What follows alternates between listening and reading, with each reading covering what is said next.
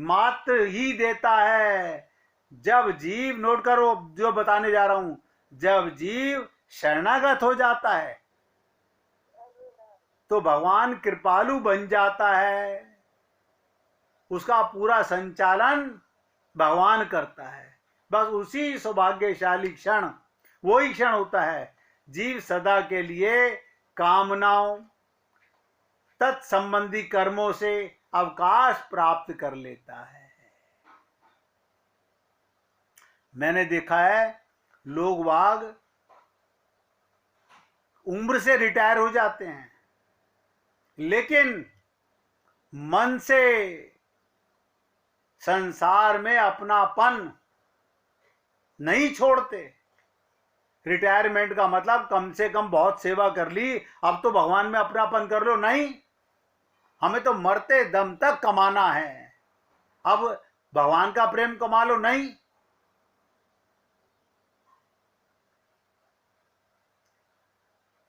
उसी सौभाग्यशाली क्षण जीव सदा के लिए कामनाओं से, कर्मों से अवकाश प्राप्त करता है। अर्थात शरणागत कुछ करता ही नहीं, शरणागत मात्र रहता है। इसलिए भगवान बड़े दावे से कहते हैं, क्या कहते हैं भगवान, ध्यान से सुनिएगा। कौन्ते प्रति जानहि न में भक्ता प्रणश्यति। अर्थात अर्जुन, ध्यान से सुनो, भगवान कह रहे हैं अर्जुन, मैं प्रतिज्ञा पूर्वक कहता हूं, हे कौन्ते प्रति जानहि न में भक्ता प्रणश्यति, मेरे भक्त का पतन नहीं हो सकता। पतन या उत्थान का प्रश्न ही पैदा नहीं होता। जब वो कुछ करता ही नहीं, वो कुछ नहीं करे, सब भगवान करे, जो करे सो हरि करे।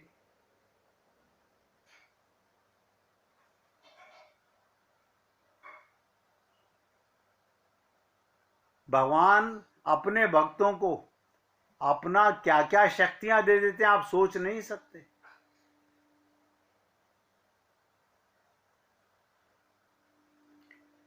संत महात्माओं के पास भगवान ये शक्ति दे देते हैं, वो सबके मन को पढ़ लेते हैं, बोलते नहीं हैं,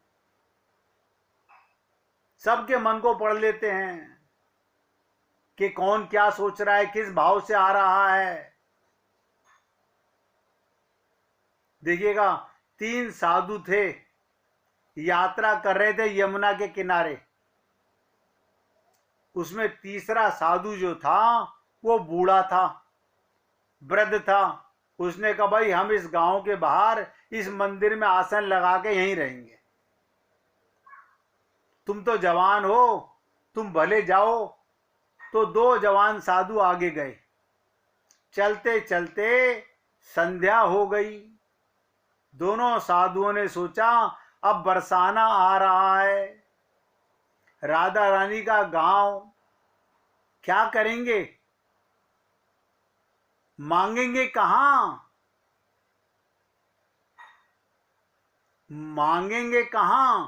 बोले मांगना कहां, अपना तो राधा रानी के मेहमान हैं। ध्यान से सुनो, भगवान कहते हैं यहां मेहमान बन के रहो। अच्छा, मेहमान बन के रहें, अपना मकान है हमारा, हमारा अपना परिवार है, हमारे अपने बच्चे हैं,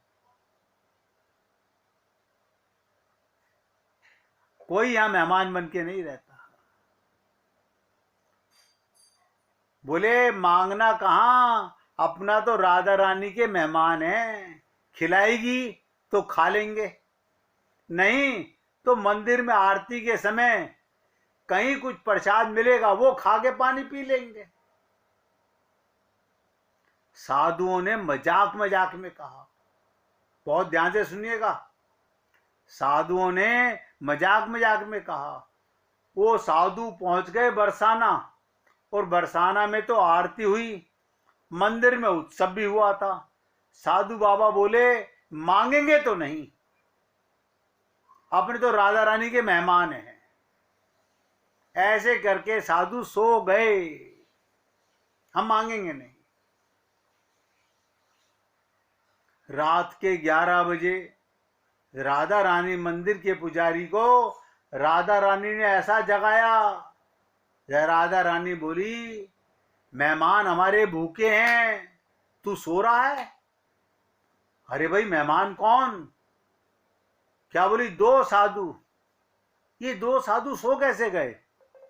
विश्वास था इन्हें, शरणागति थी, पूर्ण विश्वास था कि जाही विधि राखे राम, ताही विधि रहियो। पुजारी के तो होश उड़ गए। आप सोचिएगा, पुजारी के होश उड़ गए। ये पुजारी उठे, सोए हुए साधुओं को उठाया। श्री कृष्ण।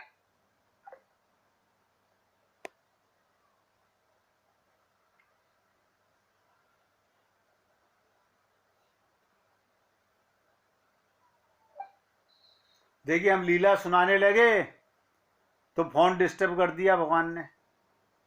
अब आवाज आ रही है? आ रही है। ध्यान से सुनिएगा। आ रही है। पुजारी के होश उड़ गए जब राधा रानी ने जगाया कि 2 साधु मेहमान हैं, भूखे सो रहे हैं। पुजारी के होश हवास उड़ गए। पुजारी उठे, सोए हुए साधुओं को उठाया और बोले, तुम राधा रानी के मेहमान हो क्या? बताइए। साधु बोले, नहीं, हम तो ऐसे नहीं हैं। पुजारी बोले, नहीं, आप बैठो, हाथ पैर धो। पत्तले लाए और अच्छा राधा रानी के मंदिर का प्रसाद था, उत्सव का प्रसाद था। जो भी लड्डू, रसगुल्ले, खीर भी टनाटन पक्की रसोई जिमाई। वो साधु थोड़ा टहल के बोले, राधा रानी, हमने तो मजाक में कहा था, तुमने सचमुच में हमको मेहमान बना लिया मां। हे राधे मैया। साधु राधा जी का चिंतन करते करते फिर सो गए। तो दोनों साधुओं को एक जैसा सपना आया। ध्यान से सुनो। वो 12 साल की राधा रानी बोलती हैं, साधु बाबा, भोजन तो कर लिया आपने, तृप्त तो हो गए, भूख तो मिट गई? बोले हाँ। भोजन अच्छा तो रहा? बोले हाँ। भोजन जल आपको सुखद लगा? बोले हाँ। अब कोई और आवश्यकता है क्या? क्या बोले साधु? नहीं नहीं मैया, और कुछ नहीं चाहिए।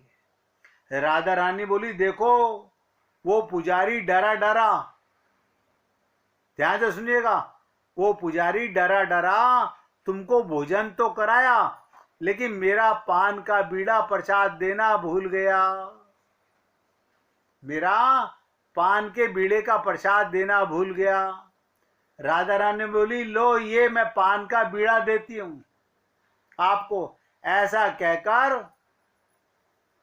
वो जो दोनों महात्मा सो रहे थे उनके सिराने पर रख दिया। सपने में देख रहे हैं राधा रानी सिराने पान का बीड़ा रख रही हैं। ऐसा करके उनकी आंख खुल गई। आंख खुलते ही देखा तो सचमुच में पान का बीड़ा दोनों साधुओं के सिराने पर पड़ा हुआ है। अब आप हम लोग संसार की चर्चा का मजा लेते हैं और संत महात्मा इन लीलाओं का मजा लेते हैं, बस इतना अंतर है और कोई अंतर नहीं है, बस इतना ही अंतर है।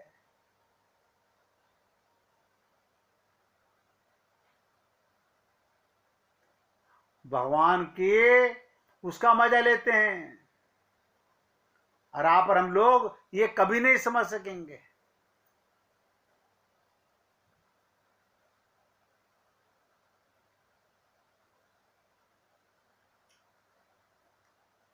संत महात्मा तो यहां तक कहते हैं, एक मक्खी भी तुम्हारे ऊपर बैठ गई है, उसे भी उड़ाना हो तो अत्यंत करुणा पूर्वक उड़ाओ, उस अवसर को भी मत चूको, क्योंकि जितनी जितनी ऊर्जा करुणा में परिणित हो जाए उतनी ऊर्जा क्रोध को मिलनी बंद हो जाएगी।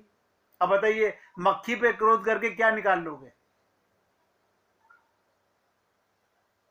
एक राजा ने बार बार कहा, गुरुजी कोई सेवा बताइए, गुरुजी कोई सेवा बताइए, गुरुजी कोई सेवा बताइए।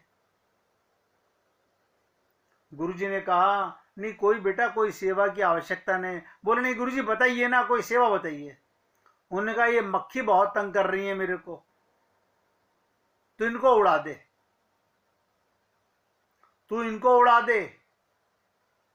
अब आप सोचिएगा, वो राजा नौकरों से बोला, इधर आओ बे, गुरुजी के ऊपर से मक्खियां उड़ाओ। वो बोले, मैंने इनको नहीं, सेवा तूने मांगी है, मैंने तेरे को बोला है। वो राजा जो पूरे राज्य का राजा था, मक्खियां ना उड़ा सका। तो गुरु दिखाना चाहते थे, तू तो अपने को बहुत बड़ा राजा मानता है, मक्खियां तक तो तेरे से उड़ाई नहीं जा रही, और तेरे में कितना बड़ा अभिमान है कि मैं राजा हूं। इसलिए मैंने आपसे कहा, एक मक्खी को भी क्रोध से नहीं, करुणा से, क्योंकि जितनी करुणा से हम लोग जीने लगेंगे उतना क्रोध कम होता चला जाएगा, उतनी ऊर्जा क्रोध को मिलनी बंद हो जाएगी। क्रोध को करते हो तो क्रोध पलता है, करुणा को देते हो तो करुणा पलती है। बुद्ध के जीवन में ये बहुत बड़ा वो था, जिस चीज से मुक्त होना हो उस तरफ पीठ कर लो, दबाने की जरूरत नहीं, उपेक्षा भाव रखने की जरूरत है, अपने को वहां से स्थिर कर लो। माना, लेकिन सारी ऊर्जा विपरीत छोर पर बहने लगती है, और आपकी हमारी ऊर्जा नहीं मानती। हम किसी कारण मजबूरी बस कहीं नहीं जा पा रहे हैं, लेकिन मन वहीं लगा हुआ है, आज बहन के यहाँ शादी होगी, सब आए हुए होंगे, मेरी मजबूरी है, मैं क्या करूं, कल मेरा ऑपरेशन है, नहीं तो मैं भी चली जाती। अरे तुम कहीं गए नहीं हो, तुम शादी में ही तो हो। जब तुम्हारा मन वहां पर है तो तुम कहां पर हो? हमारी ऊर्जा, शरीर वहां नहीं है, फिर भी उधर बहती है। देखो कमाल की चीज।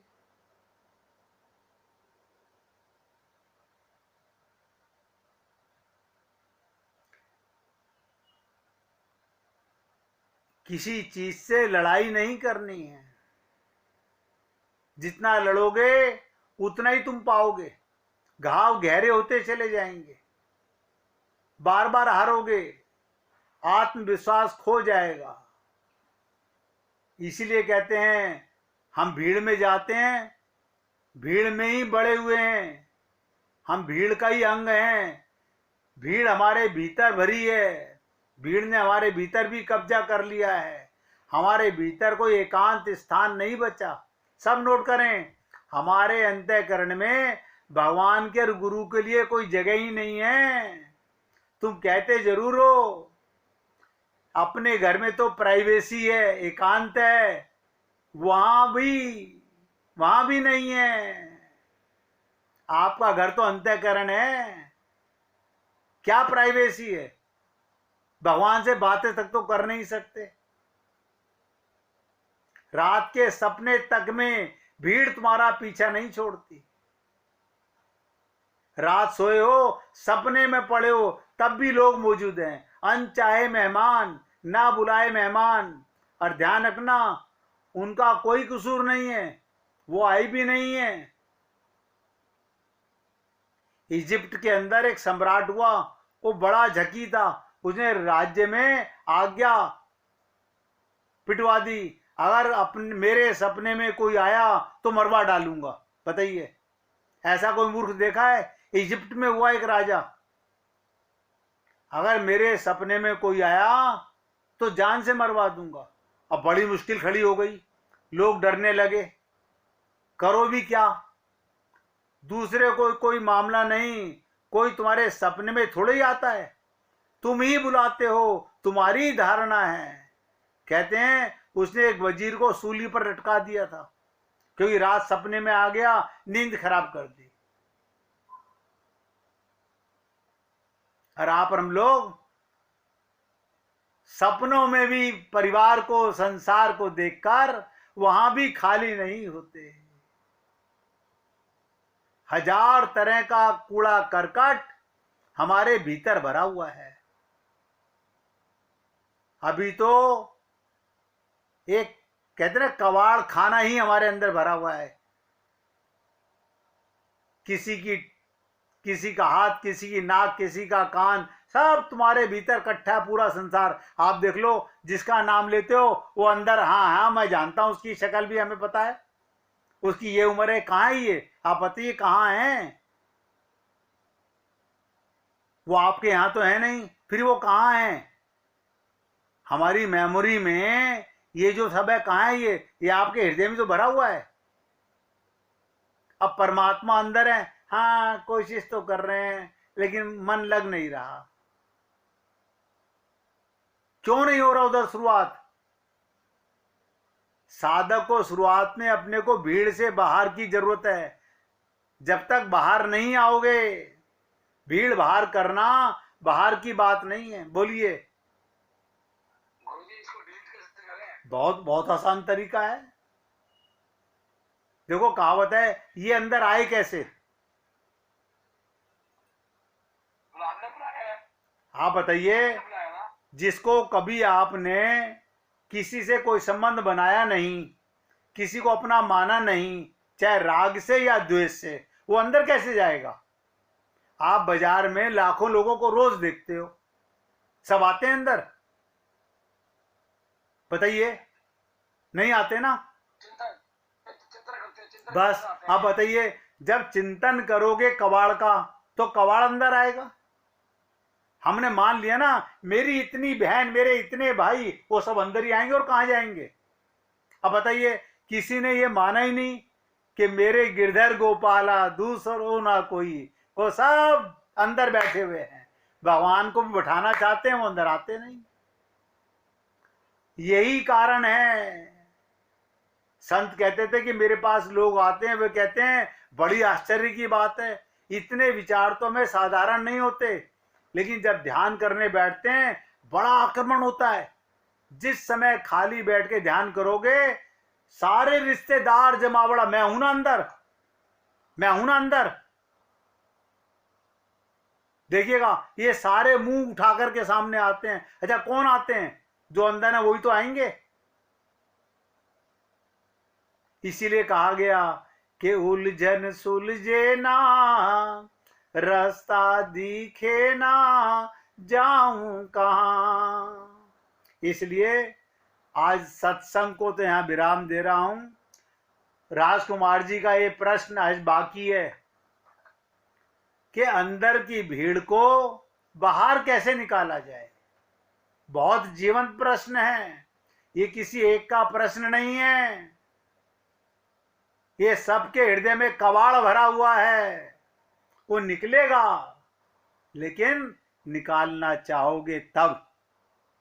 निकालना चाहते हो तो मैं जरूर आपके साथ में चिंतन करूंगा। मुझे तो किसी की याद नहीं आती, मुझे तो नहीं आती, कोई कारण तो होगा ना। भगवान के परिवार की याद करो, भगवान के परिवार से संबंध जोड़ो। हमने चमड़े के संबंध अंदर घुसा रखे हैं, तो चमड़े ही नजर आएंगे अंदर। इसीलिए कहा गया, जितना चिंतन संसार का करोगे, संसार अंदर आएगा। जितना चिंतन गुरु और भगवान का, भगवान की लीलाओं का, भगवान के परिवार का करोगे, वो अंदर आएगा। समय थोड़ा सा है, अब आपके ऊपर है चिंतन किसका करना है। आज सत्संग को यहां विराम दे रहा हूं। कोई भक्त भजन सुनाना चाहेगा? चलिए, बोलिए प्रभु, बोलिए। देखिए मिसी मेहरा सुनाना चाह रही हैं। हाँ बोलिए आप। वो तो सुनाएंगे, आप बोलिए बोलिए, बात बोलिए। इस देह में हरि मिलत है, इस बात को भूलना नहीं। मन इंद्रिया वश है नहीं, कली काल का अति जोर है। नहीं भक्ति ज्ञान विराग है, इस चक्र में पड़ना नहीं। दो पंथ है हरि मिलन के, एक सुकृत दूसरी हरि कृपा। निज कृपा श्रित को सुगम हरि, संचय इसमें करना नहीं। बैठत उठत घूमत फिरत, बस यही नाट लगाए दे। नर देह जिसने दिया सो प्रिय, दस आए दिखाए दे। यूं ही करत कछु दिवस में, बेचैनता बढ़ जाएगी। फिर आप ही वह मधुर मूर्ति अंक भर लिपटाएगी। फिर आप ही वह मधुर मूर्ति अंक भर लिपटाएगी। राधे राधे जी। बहुत सुंदर, सुनाइए मिसी मेहरा, सुनाइए। हाँ जी सुना रही। सुनाइए सुनाइए।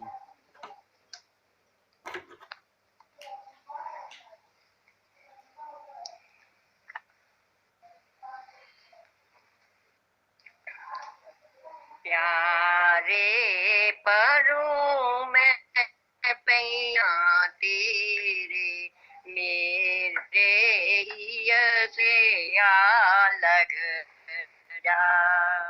प्यारे परों में पैया तेरे, हिय से अलग जाए। मस्तक मुकुट विराज, जड़ाऊ पहने। मस्तक मुकुट जड़ाऊ पहने, मंद मंद मुस्काए प्यारे। मंद मंद मुस्काए प्यारे, परूं मैं पैया तेरे, मेरे हिय से अलग जा। हीरो हार वक्ष मेरा दे, हीरो हार वक्ष मेरा दे। लखी मन वालल चाहे यारे, लखी मन वालल चाहे प्यारे। परूं मैं पैया तेरे, मेरे हिय से अलग जाए। अजब अनूठी छटा तुम्हारी, अजब अनूठी छटा तुम्हारी। आश्रित मन हर्षाए प्यारे, आश्रित मन हर्षाए प्यारे। परूं मैं पैया तेरे, मेरे हिय से अलग जा। घुंघराले हैं बाल तुम्हारे, घुंघराले हैं बाल तुम्हारे।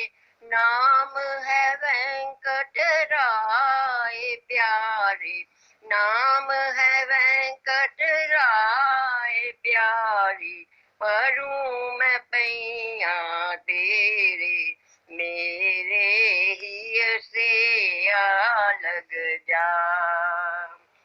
पीतांबर की प्रभा गजब है, पीतांबर की प्रभा गजब है। नूपुर ध्वनि मन भाए प्यारे, नूपुर ध्वनि मन भाए प्यारे। परूं मैं पैया तेरे, मेरे हिय से अलग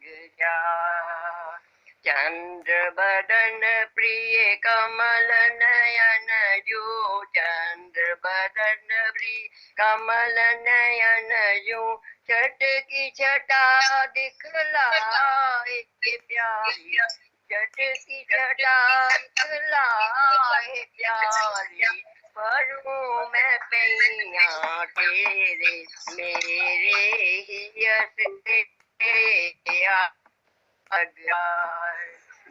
बोल रही अनमोल तुम्हारी बोल रही अनमोल तुम्हारी चलन अनोखी बाए प्यारी चलन अनोखी बाए प्यारी पढ़ूं मैं पैया तेरी मेरे ही से आ लग जा श्री ललाट पर तिलक विराजे श्री ललाट पर तिलक विराजे लखी लखी तनु पुलकाए प्यारे लखी लखी तनु पुलकाए प्यारे पढ़ूं मैं पैया तेरे मेरे ही से आ लग जाए अब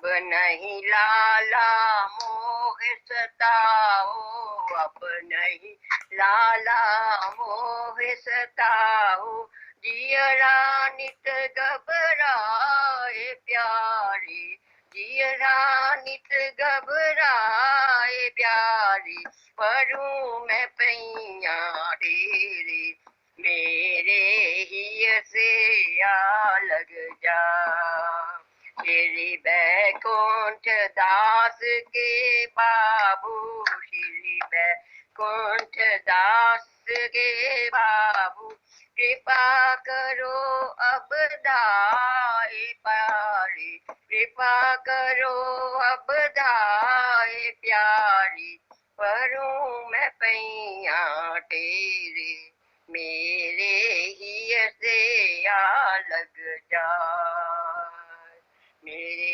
ही से आ लग जाए बोलिए वृंदावन बिहारी लाल की